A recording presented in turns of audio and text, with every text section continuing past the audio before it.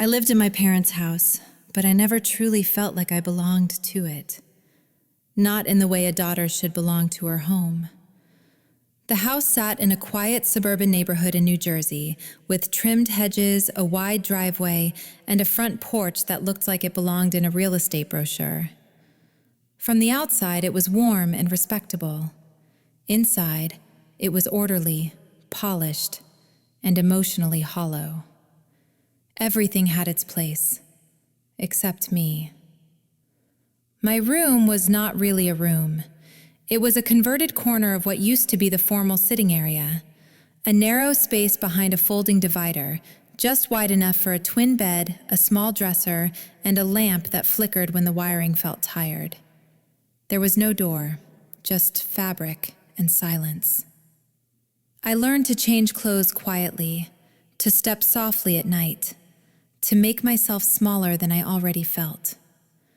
Every morning began the same way. I woke before anyone else, usually around 5:30 a.m.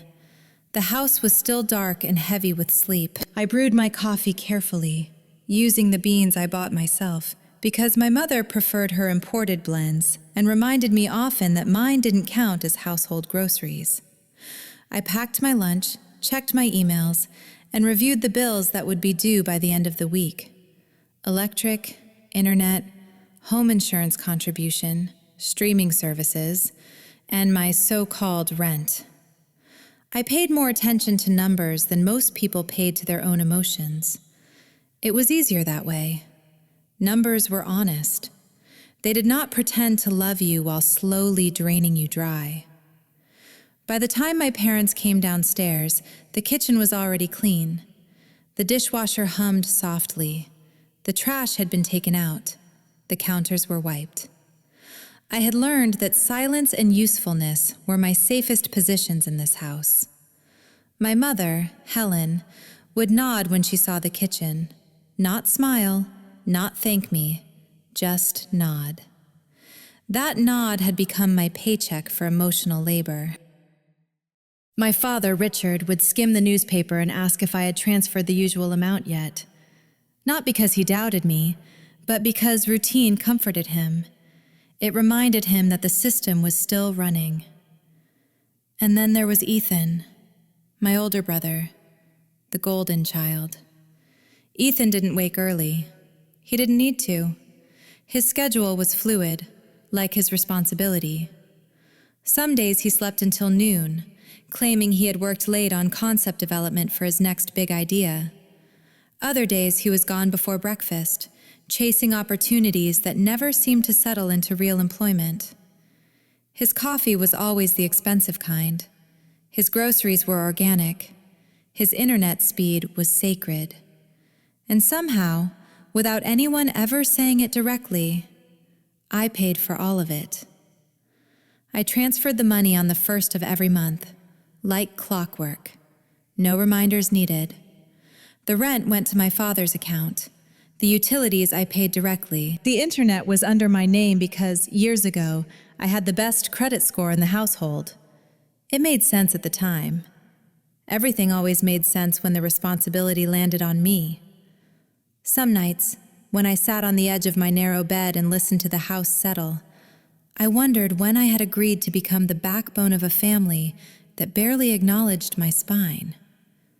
The silence inside that house was not peaceful. It was controlled, regulated, like a museum after closing hours. You could hear the refrigerator hum, the distant tick of the hallway clock, the faint television noise from my parents' bedroom. But you could not hear warmth. You could not hear laughter that wasn't forced. You could not hear gratitude. I often thought about how strange it was that I could feel both deeply responsible and completely invisible at the same time. During dinner, conversations revolved around Ethan's plans, his frustrations, his potential. My job, my deadlines, my stress existed in the background like static, necessary but not interesting. Claire is strong, my mother would say. She can handle pressure. It was never said as praise. It was said as justification. After dinner, I washed the dishes. I always did. My parents believed it was fair since I lived there. Ethan would retreat to his room or disappear into his phone. His time was valuable. Mine was expandable. Sometimes, late at night, when I sat alone with my laptop balancing accounts and checking payment confirmations, a question would surface in my mind and refuse to leave. Was I being ungrateful, or was I just exhausted? I had been taught that gratitude meant endurance, that loyalty meant silence, that love meant compliance. But there was a thin line between generosity and self-erasure, and I had been standing on it for years.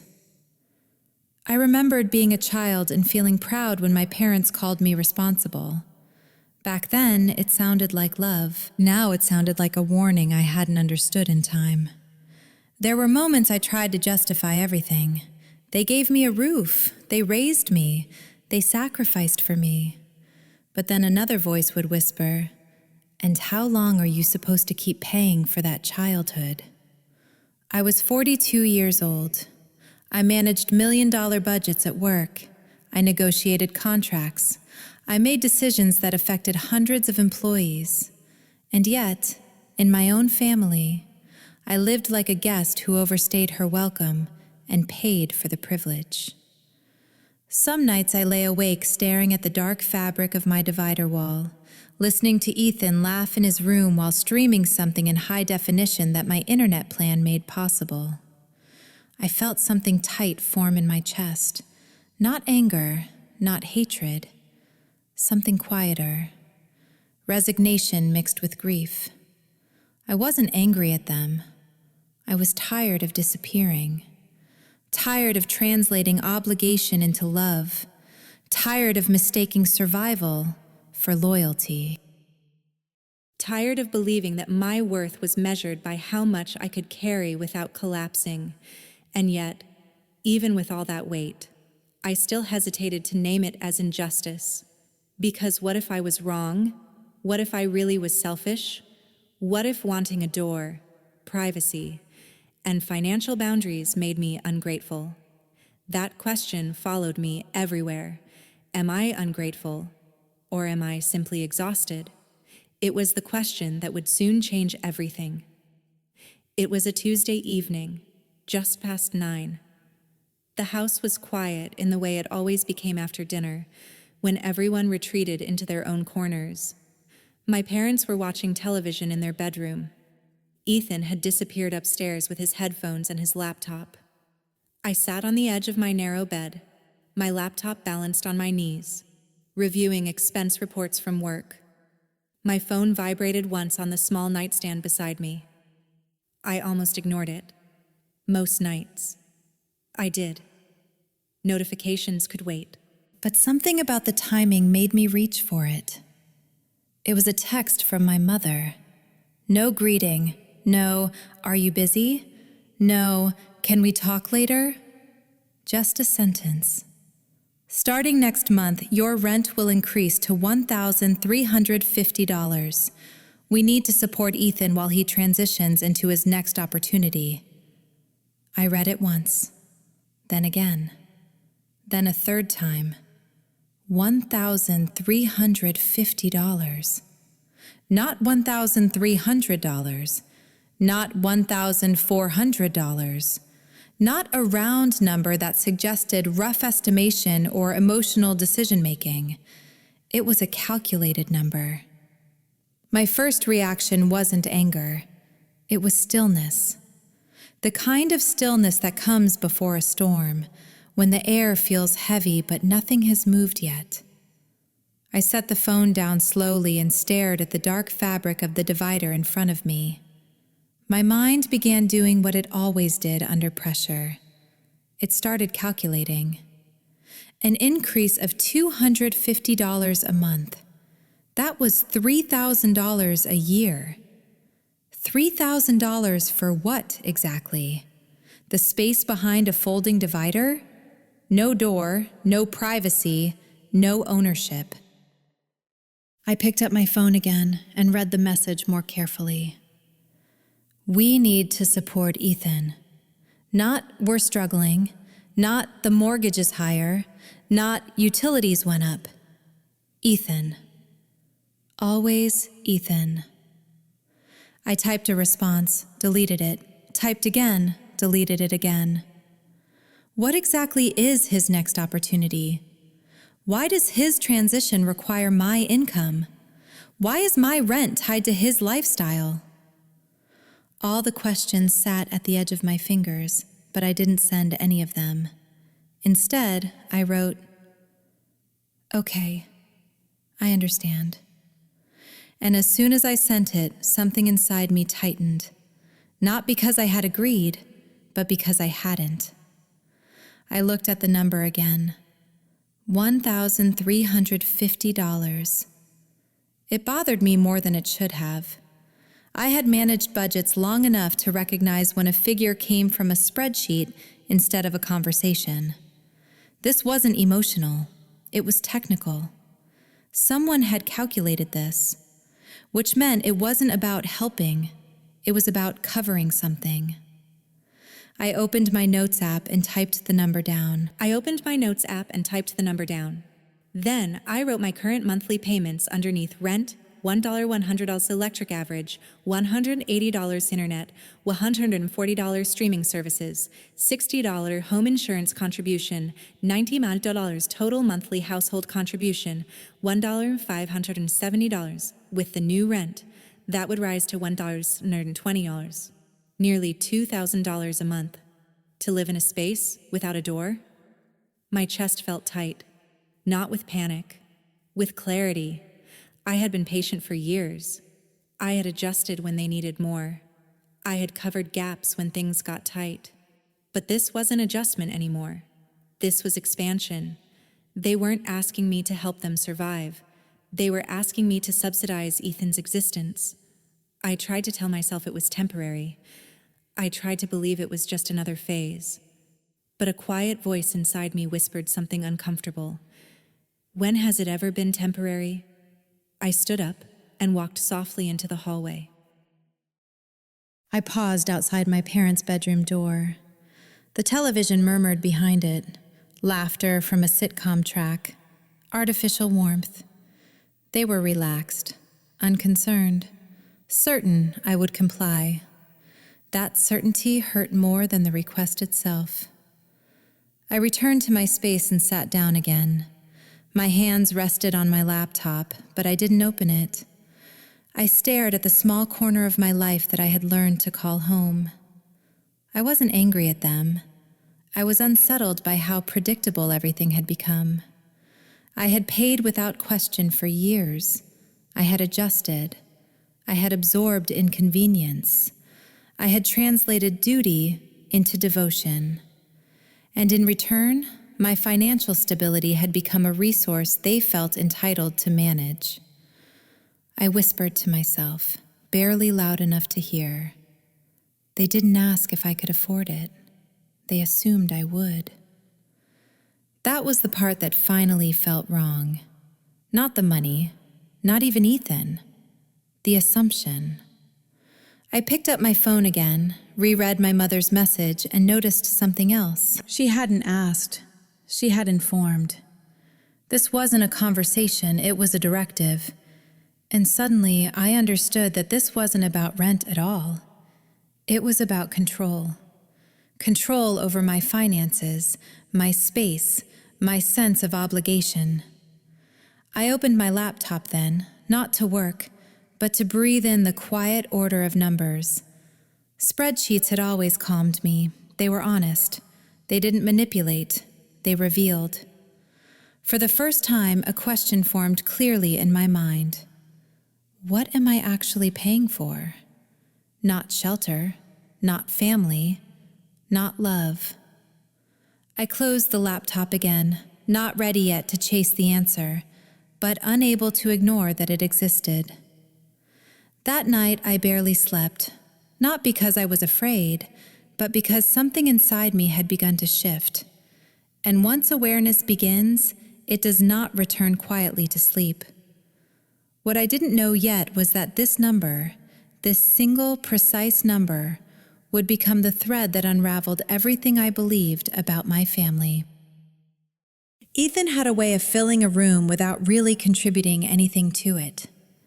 Not with responsibility, not with effort, but with presence.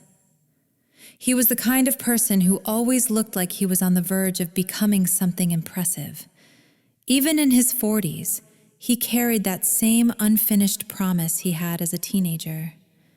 A half smile, an easy confidence, a tone that suggested the world simply hadn't caught up to his potential yet.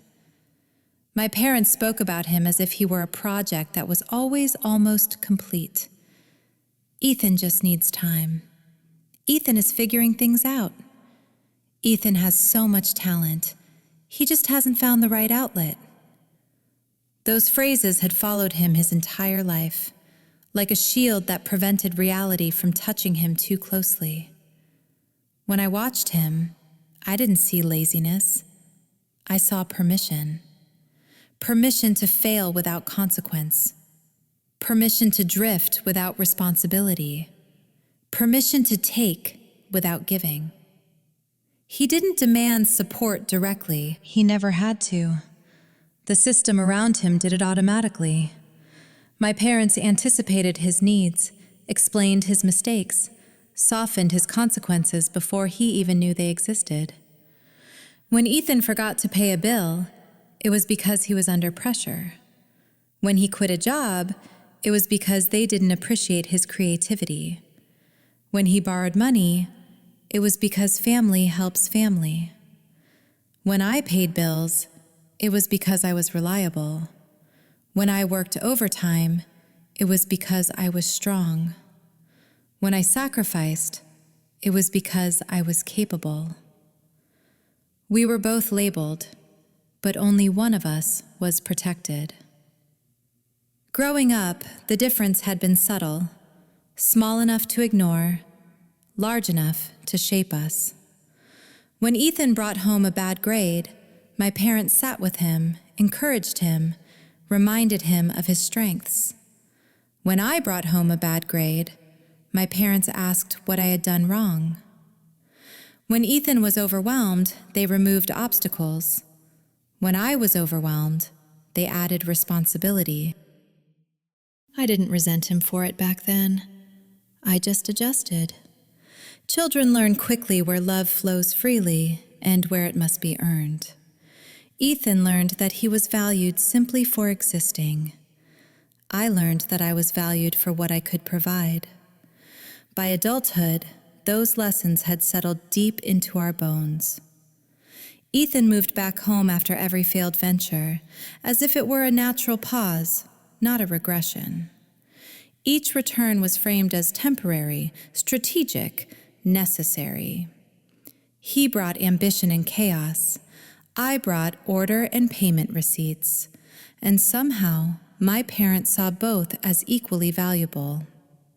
Sometimes, late at night, I would watch him walk through the house with ease. He didn't lower his voice. He didn't move carefully. He didn't shrink.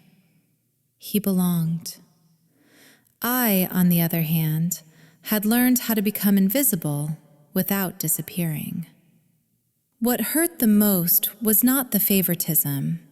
It was the justification. My parents genuinely believed they were being fair. They said things like, "Ethan needs more support. You don't. You're stable. He's sensitive. You're independent. He's vulnerable." Those words were framed as compliments to me, but they functioned as excuses for him. And slowly, without ever meaning to, they turned my strength into their safety net. I began to understand that the rent increase wasn't a new injustice. It was just a clearer one. Ethan didn't see himself as dependent. He saw himself as temporarily supported, a difference that allowed him to keep his pride intact while my resources carried the weight. I remember one conversation that had stayed with me for years. We were in the kitchen late at night. Ethan had just quit another job. He was frustrated. angry, disappointed in the world. My mother said, "You'll land somewhere better. You always do." Then she turned to me and added, "Claire, can you cover the internet bill this month? Things are tight." She said it gently, as if it were natural, as if it were inevitable. I didn't even hesitate. I just nodded. That moment had quietly defined my role. Ethan was the investment. I was the infrastructure. I didn't hate him. I never had. But I had begun to understand that love without accountability is not kindness. It is distortion. It warps both the giver and the receiver. He became a man who believed support was owed. I became a woman who believed sacrifice was expected. And neither of us had chosen those roles consciously. The deeper truth, the one I struggled to admit, was that my parents weren't cruel. They were afraid. Afraid that Ethan would collapse without them. Afraid that acknowledging his failures meant admitting their own. So they protected him, and they used me as the buffer. I was the quiet space between his mistakes and their consequences. That realization didn't make me angry. It made me tired, in a way that sleep could never fix. Because love that depends on imbalance is not love, it is maintenance. And I had been maintaining a system that slowly erased me. As I lay in my small space that night, thinking about the rent increase, I understood something with painful clarity. The problem wasn't Ethan. The problem was the structure that taught him he would always be caught, and taught me that I would always be the one doing the catching. I wasn't his sister anymore. I was his insurance policy. And the moment I stopped paying, the truth would finally be visible. But before I could act on that truth, I was about to learn how deeply that system would reach into the most important part of my life, my professional dignity.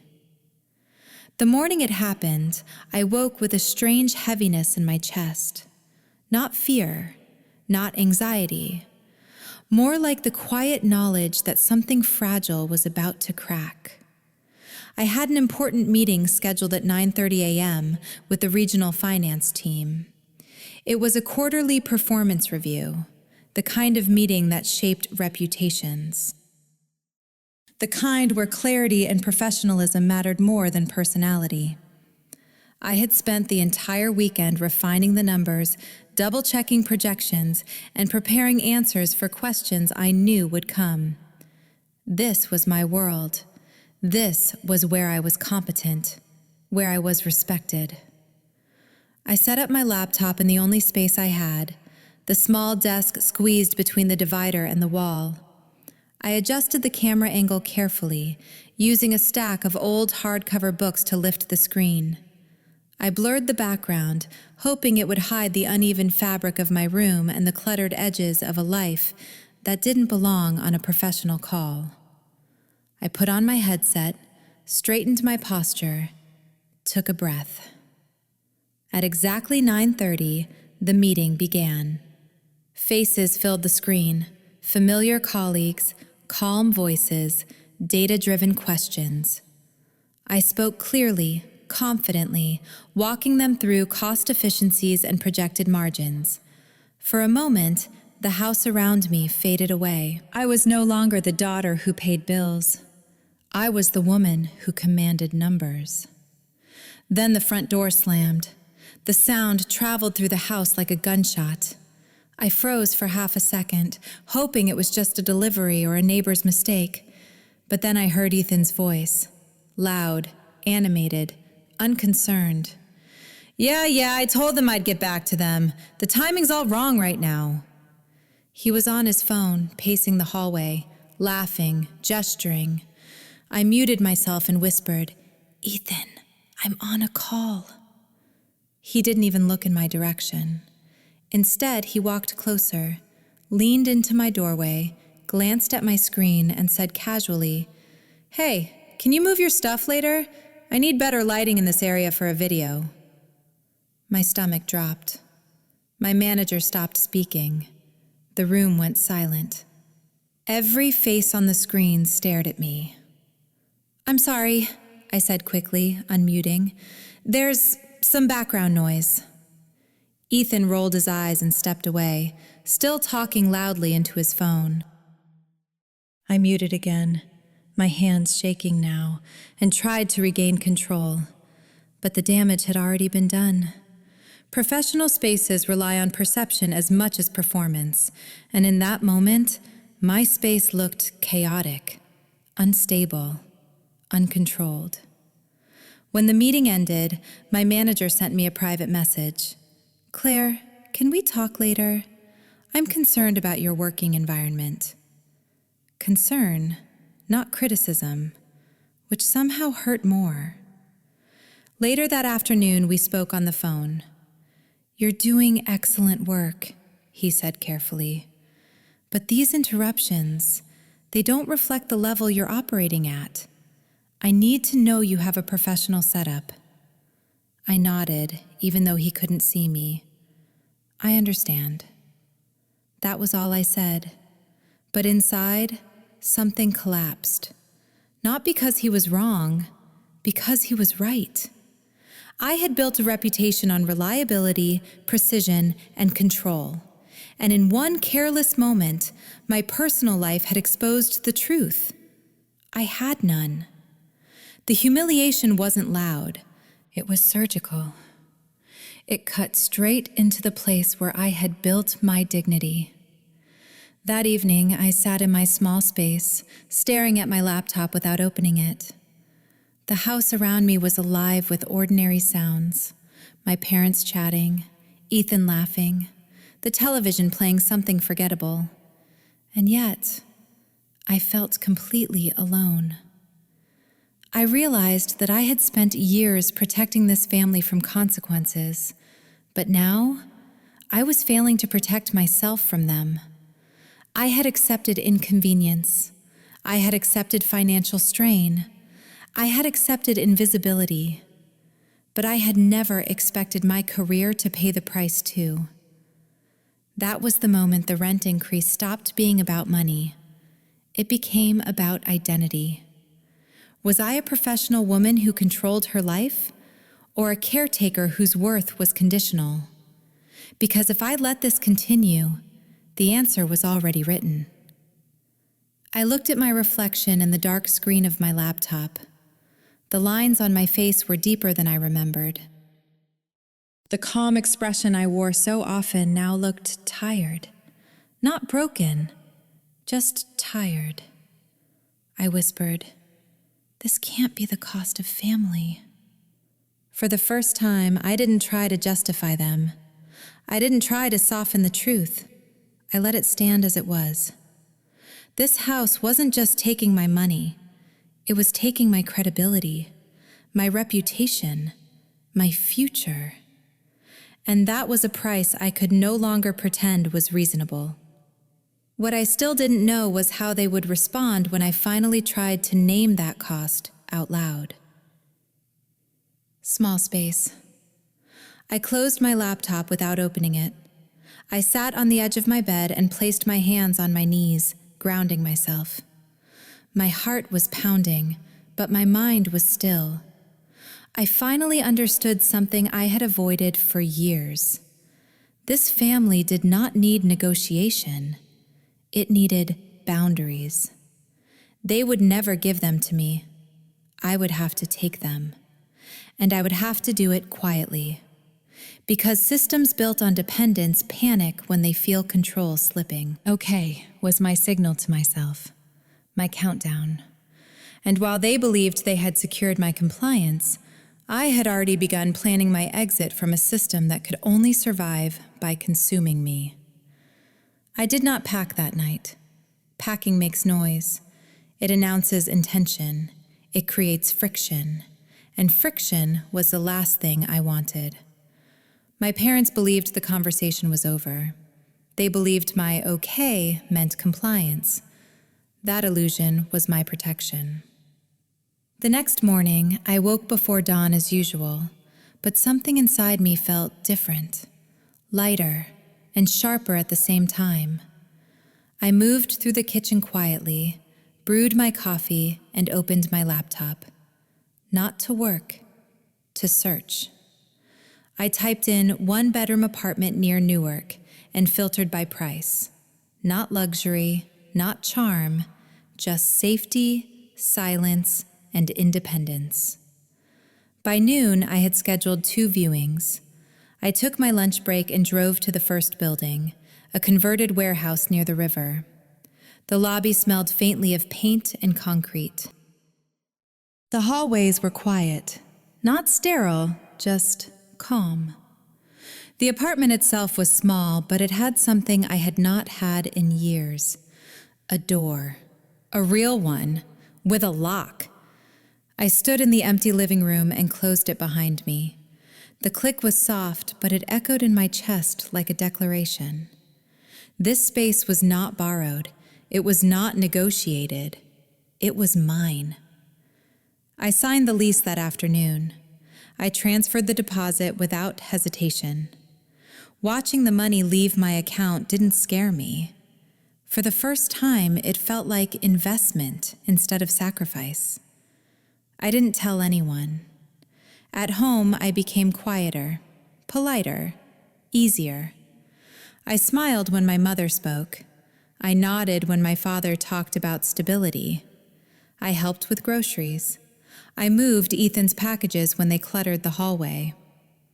They thought peace had returned. What they didn't realize was that I was already gone. I began moving my life in fragments. 2 books in my bag one day, a stack of documents the next. Winter coats folded carefully into boxes labeled donations. No one questioned it. They trusted my compliance too much. Every evening, I drove to my apartment and placed another piece of myself inside it. My grandmother's photo, my childhood journal, the lamp that had always followed me from place to place. The apartment changed with each visit. It became less empty, more alive, and I felt my fear slowly transform into something steadier. Agency. I transferred utilities quietly, opened a new bank account, updated my address at work. I did everything methodically, like I did everything else in my life. No drama, no chaos, just precision. The day I brought my bed was the hardest. I waited until my parents left for lunch and Ethan was still asleep. I had hired a small moving service, paid in cash. They were fast, efficient, gone within 40 minutes. That night, I slept on a mattress on the floor of my new apartment, staring at the ceiling, listening to the silence. Not heavy silence, not controlled silence, free silence. I cried, but not because I was sad. I cried because I was no longer bracing myself for intrusion. I was no longer waiting to be needed. I was allowed to exist without function. Back at my parents' house, I left behind what would not be noticed. Old furniture, broken shelves, anything that would create questions. My space still looked occupied, still compliant, still present. But it was hollow. The last thing I moved was my laptop and my work files. That felt symbolic, like reclaiming my identity. On a Saturday morning when my parents had gone out and Ethan was out networking, I placed my house key in a small envelope. I didn't leave it yet. I just held it. For years, that key had represented obligation, responsibility, access to my resources. Now it felt like a boundary waiting to be drawn. When I finally walked into my apartment that evening, I stood at the door and turned the lock behind me. Once, twice. The sound was quiet, final. I placed my bag down and looked around. There was nothing luxurious about the space, but every inch of it respected me. I wasn't hiding anymore. I wasn't shrinking. I was choosing. That night, lying on the floor with my head resting on my arm, I realized something important. Leaving wasn't betrayal. It was honesty. I wasn't abandoning my family. I was withdrawing from a system that had defined my worth by what I could give. And as my fear dissolved, something else replaced it: control. But what I still didn't know was that leaving physically was only the beginning. The real separation would come when I discovered what they had already taken from me without my consent. The first night I spent fully alone in my apartment, I couldn't sleep. Not because I was afraid, but because my mind was finally quiet enough to think clearly. I sat on the floor with my laptop open, the glow of the screen reflecting off bare walls. The place smelled faintly of fresh paint and cardboard. It felt unfinished, but honest. For the first time in years, no one could interrupt me. No one could overhear. No one could benefit from what I was about to do. I logged into my credit monitoring account. It was a habit I had neglected for too long. My credit had always been flawless. I had trusted it the way you trust your own heartbeat.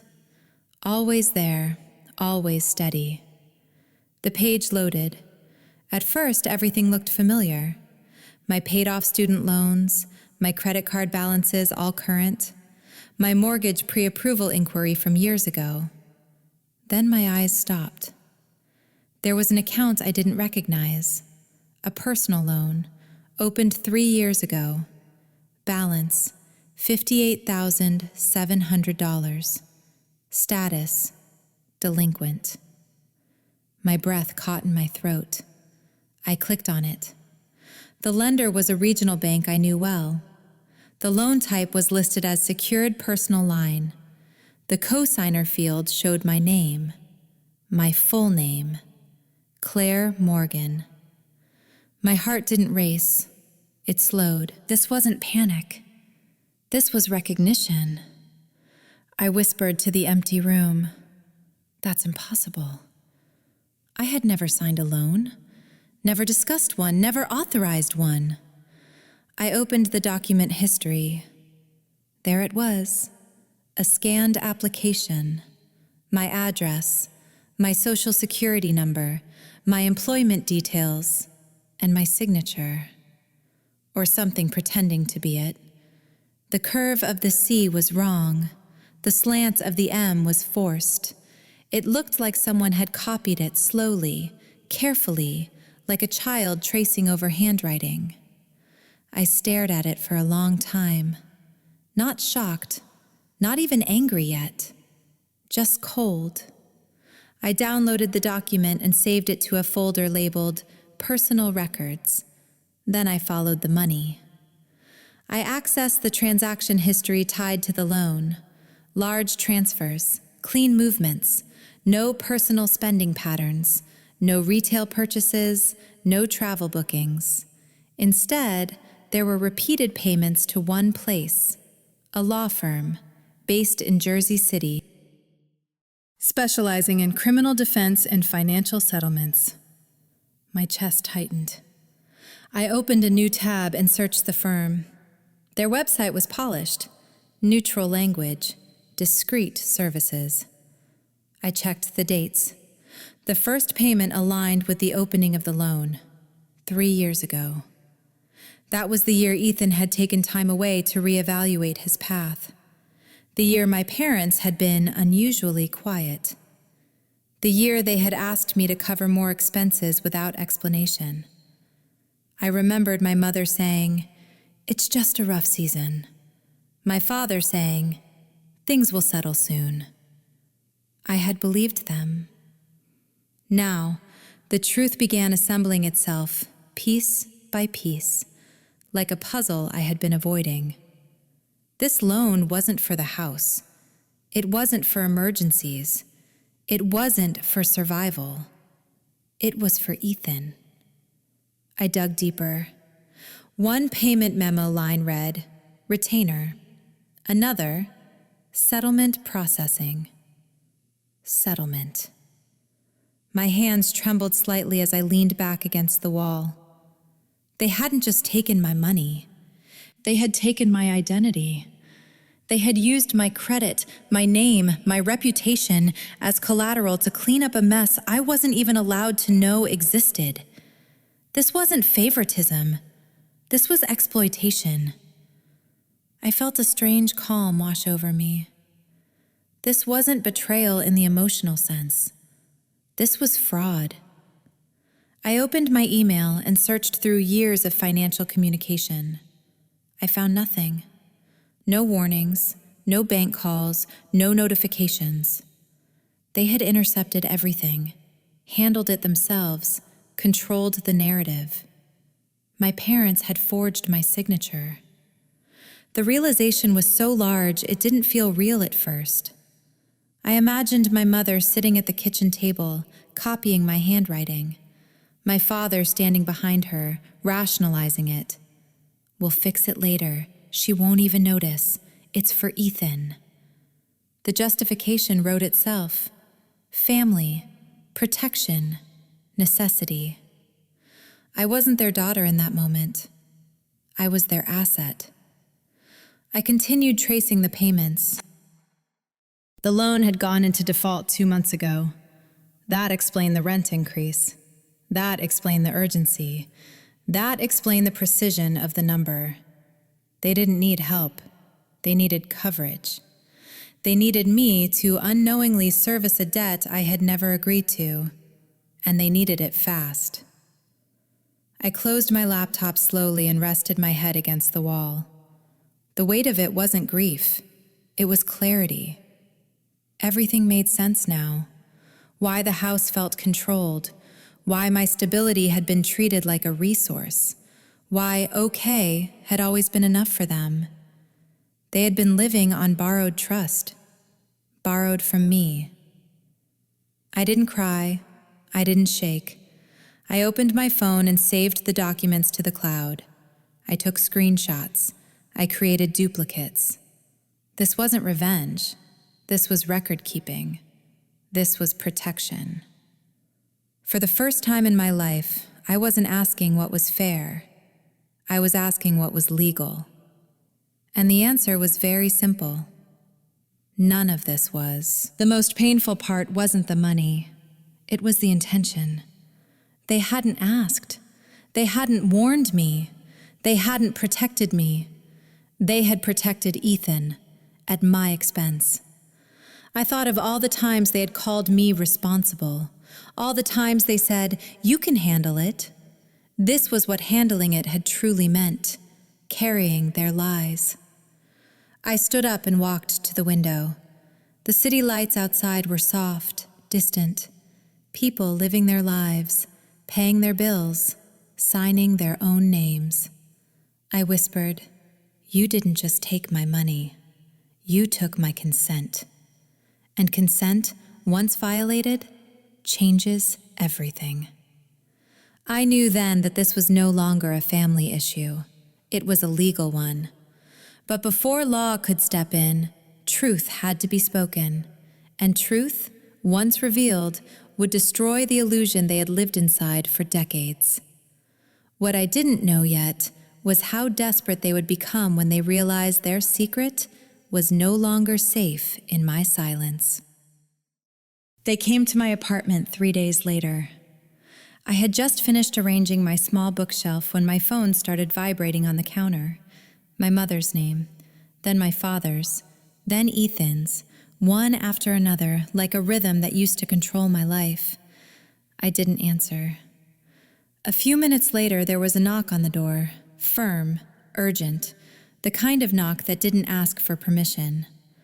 I stood still for a moment, feeling my heartbeat settle instead of rise. For once, I wasn't afraid. I walked to the door, placed my hand on the knob, and reminded myself, this was my space, my rules. When I opened it, they were all there. My mother stood closest, her face pale, her eyes already shining with practiced distress. My father hovered behind her, tense and rigid. Ethan leaned against the hallway wall, arms crossed, trying to look bored, but failing to hide his agitation. "Claire," my mother said quickly, "why haven't you been answering? We've been worried sick." worried, not apologetic, not curious. I stepped aside slightly, but didn't invite them in. "What do you want?" I asked calmly. My father's voice was sharp. "You can't just disappear like this. Do you have any idea what you've done to this family?" There it was. The reversal. The accusation. Ethan scoffed. "This is ridiculous. You're acting like we committed a crime or something." I looked at him and thought, you have no idea how close you are to the truth. My mother took a step forward. "The bank called, Claire. They said something about irregularities, about your name." My eyes met hers. Yes, they would. Her breath caught, just slightly, enough for me to know she already understood. My father stiffened. "What did you do?" "I checked my credit," I said simply. The hallway felt smaller. He glanced at my mother. She looked away. "You had no right," Ethan snapped. "That was private family business." "No," I said. "That was my identity." My father raised his voice. "We were protecting you, protecting this family." "By using my name without permission?" I asked. "By forging my signature?" The word hung between us like broken glass. My mother covered her mouth. We had no choice. That was the moment everything crystallized. You always have a choice. You just choose who pays. I reached into my bag and pulled out a folder, neatly organized, calm, precise. I handed it to my father. "What is this?" he asked. "Copies of the loan application," I said. "The transaction history, the payments to the law firm, my forged signature." His hands shook as he opened it. His face drained of color. Ethan straightened. "This is insane. You're twisting things." "I traced the money," I said. "It didn't go to the house. It went to your legal trouble. Whatever you did 3 years ago, you didn't pay for it. I did." My mother whispered, "We were trying to save him." "And you sacrificed me to do it," I replied. My father's voice dropped. "We raised you. We gave you everything." I looked at him and felt no anger, only truth. "You didn't raise a daughter," I said quietly. "You raised collateral." Silence. Ethan stared at the floor. My mother's knees buckled slightly, as if the words had taken physical form. My father looked older than I had ever seen him. Collateral is something you use, something you spend, something you risk because it isn't you. "I've already notified the bank," I continued, "and my lawyer. What happens next is no longer in my control." My mother reached out. "Claire, please, we'll lose the house." I met her eyes. "You already gambled it. You just used my name to do it." Ethan exploded. "You're destroying this family." "No," I said. "I'm stopping the destruction from continuing." My father's voice cracked. "We needed you." That sentence used to bind me. Now it freed me. "You needed my compliance," I said. "Not my presence, not my well-being, my compliance." I closed the folder gently and took a step back. "This conversation is over." My mother sobbed. My father looked broken. Ethan looked furious. None of it moved me the way it once would have. I closed the door, not in anger, not in revenge, in finality. On the other side of it, my heart was steady. For the first time in my life, I wasn't defending myself. I was standing in truth. And as their voices faded down the hallway, I understood that what followed wouldn't be loud or dramatic, but slow, inevitable, and irreversible. The collapse did not happen loudly. There were no dramatic phone calls, no screaming messages, no public scenes. It happened quietly, the way structures fall when they have already been hollowed out from the inside. Days passed, then weeks.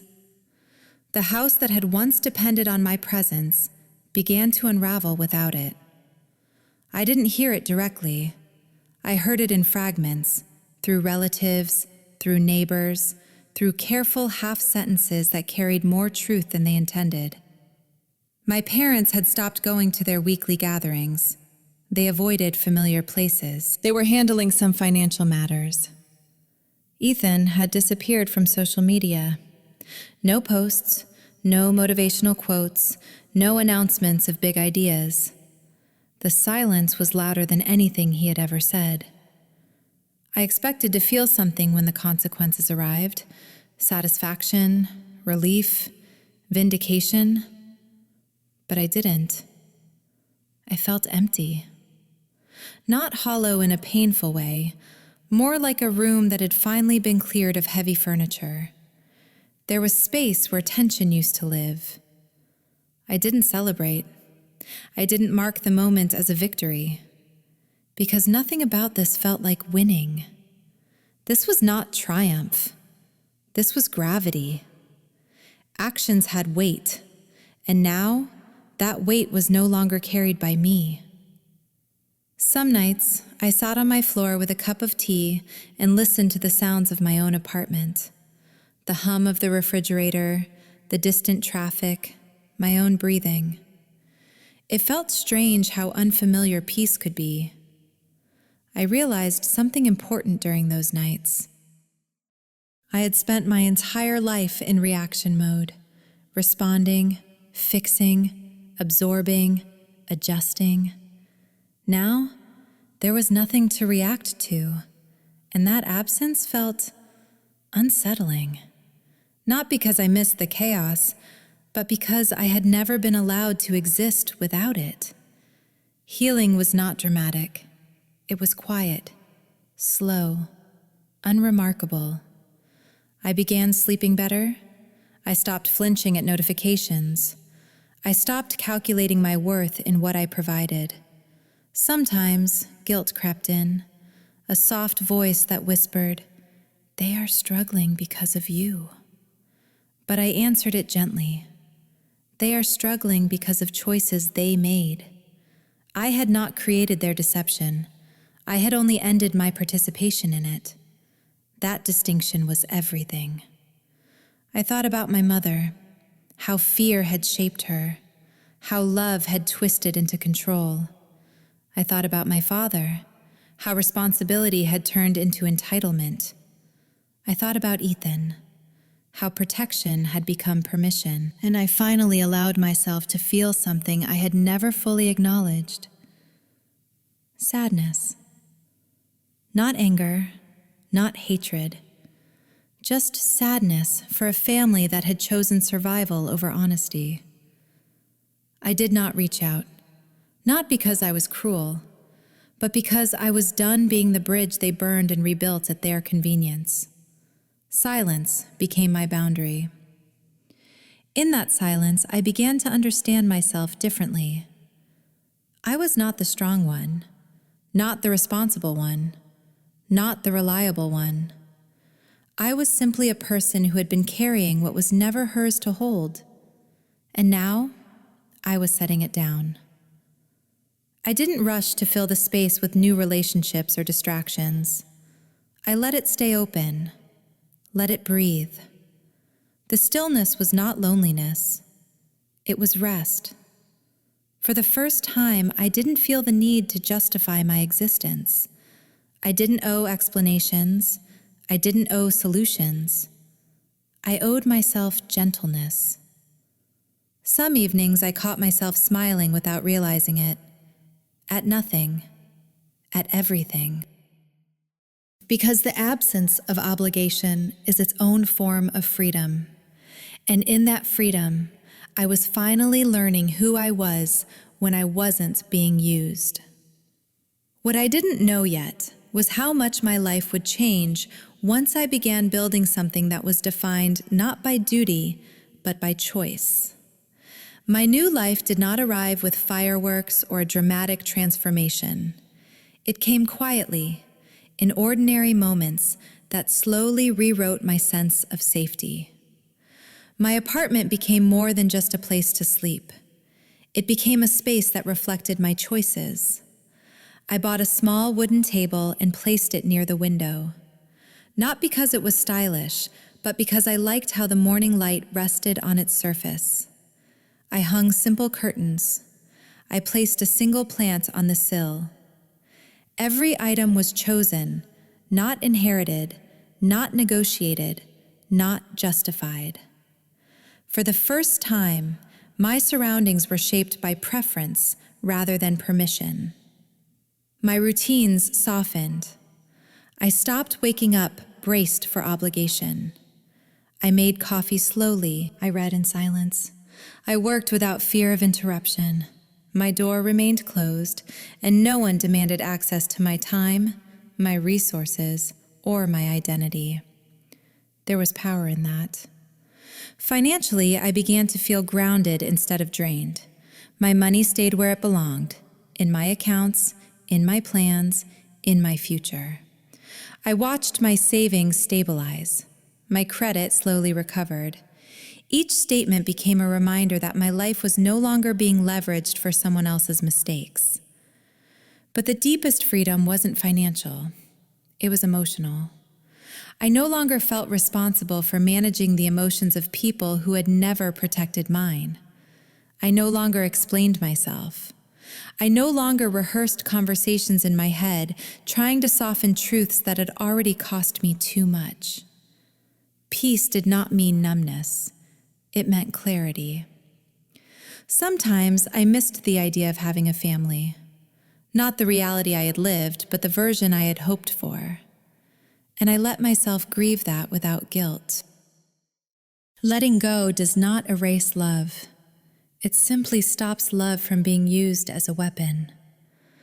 I began to understand something fundamental. Freedom is not loud. It is steady. It is waking up without dread. It is choosing rest without apology. It is knowing your worth without needing to prove it. I was no longer the strong one, no longer the reliable one, no longer the responsible one. I was just Claire, a woman with a life that belonged to her, and that was enough. I stood by my window one evening, watching the city lights come on one by one.